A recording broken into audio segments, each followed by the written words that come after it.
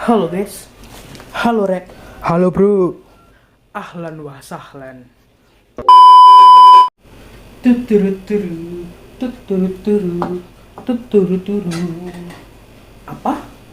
Tugas kelompok lagi? Tidak. Oke, assalamualaikum warahmatullahi wabarakatuh. Balik lagi dengan gua Abe Aditya Ahmad dengan NPM 215201026. Tapi sebelum dimulai, kita intro dulu. Langsung aja, editor. Intronya gaskan. Halo, hai saya. Sepertinya kau salah strategi, Patrick.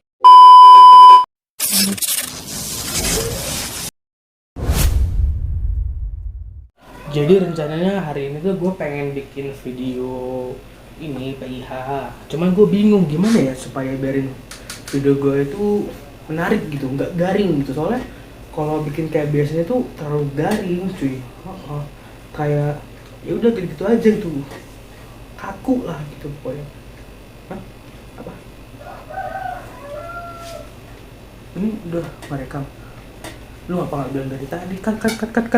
Yo, tugas video lagi ya. Mungkin tugas video ini tugas yang paling ditakutin, yang paling dihindari sama mahasiswa baru. Karena apa? Karena disuruh upload di Instagram. Oke, tadi intro udah, gimmick juga udah, sekarang tinggal pembahasannya. Kali ini saya ingin membahas tentang sistem hukum yang ada di dunia. Jadi sistem hukum yang ada di dunia ini ada 4, yaitu yang pertama civil law, yang kedua common law, yang ketiga hukum adat, dan yang keempat itu hukum Islam. Sebenarnya ada lebih dari 4, cuman yang saya ingin bahas pada video kali ini cuma 4 itu aja. Oke, yang pertama sistem hukum civil law. Gue baca dulu. Hukum civil law atau biasa dikenal dengan sebutan Eropa kontinental adalah peraturan-peraturan yang bentuknya tertulis dan tersusun secara sistematik dalam kodifikasi yang sistemnya mengikat.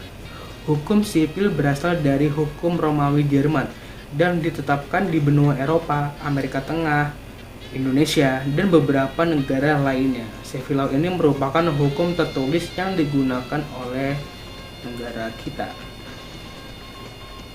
Lanjut, ciri dari civil law.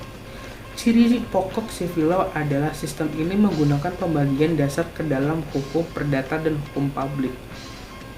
Habis ciri itu biasanya karakter ya. Jadi karakter dari civil law ini ada 3. Yang pertama itu adanya sistem kodifikasi. Yang kedua, hakim tidak terikat dengan presiden atau doktrin stare sehingga undang-undang menjadi rujukan hukumnya yang utama. Jadi sumber hukumnya itu undang-undang. Yang ketiga, sistem peradilannya bersifat inkuisitorial.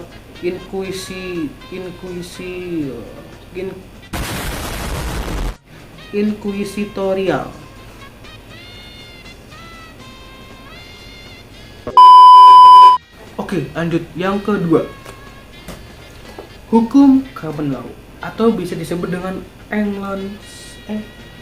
Anglo-Saxon. Adalah sistem hukum yang berasal dari Inggris nih dan dikembangkan di negara-negara jajahannya. Wadidaw. Sistem hukum common law mendapatkan pada Sistem hukum common law mendasarkan pada Sistem hukum common law mendasarkan pada peraturan pengadilan sebagai sumber hukumnya. Jadi sumber hukum dari common law ini adalah pengadilan atau lebih tepatnya dari hakimnya langsung, bukan dari seperti kita tetap undang-undang itu bukan.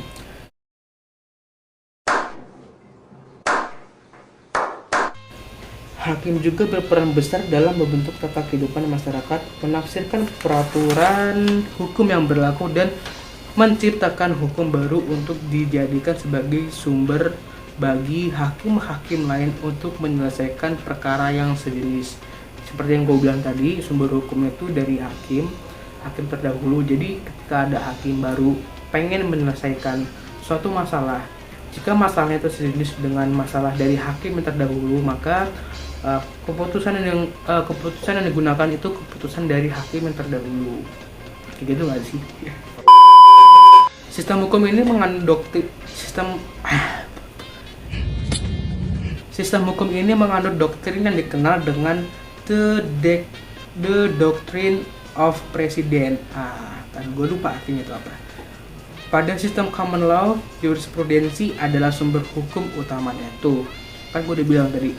Dalam sistem hukum Anglo-Saxon, sistem hukum yang dianut adalah unwritten law, sehingga tidak ada kitab-kitab hukum seperti halnya di Eropa kontinental. Tuh kan, jadi common law ini nggak punya kitab. Jadi keputusan suatu perkara itu diputusin oleh hakim, seperti yang gue bilang tadi itu kan.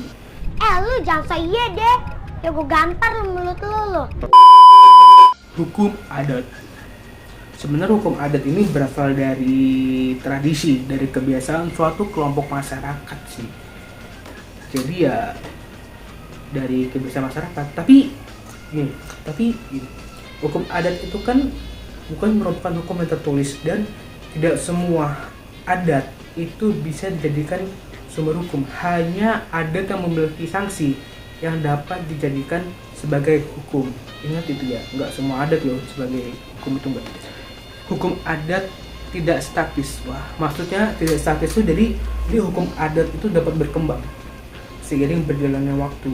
Jadi maksudnya kalau misalnya ada peraturan baru, misalnya ya udah, gimana jelasinnya ya? Menurut gue udah kering nih sebenarnya, cuman nggak apa-apa. Yang keempat, hukum agama. Kali ini saya ingin membahas tentang hukum Islam ya, yang dimana hukum Islam ini adalah peraturan yang berasal dari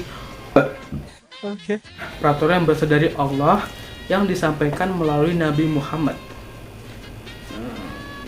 Mungkin agak ribet ya. Jadi singkatnya aja itu hukum Islam ini hukum yang berasal dari ajaran Islam. Jadi gitu aja lah pokoknya intinya ya.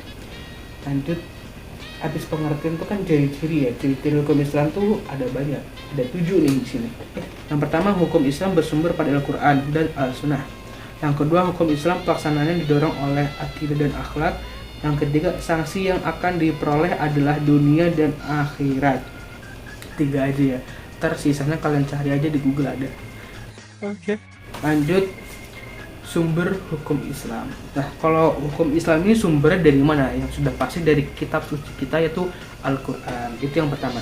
Yang kedua itu as-sunnah atau hadis. Serta yang ketiga ada akal pikiran. Mantap, Pol.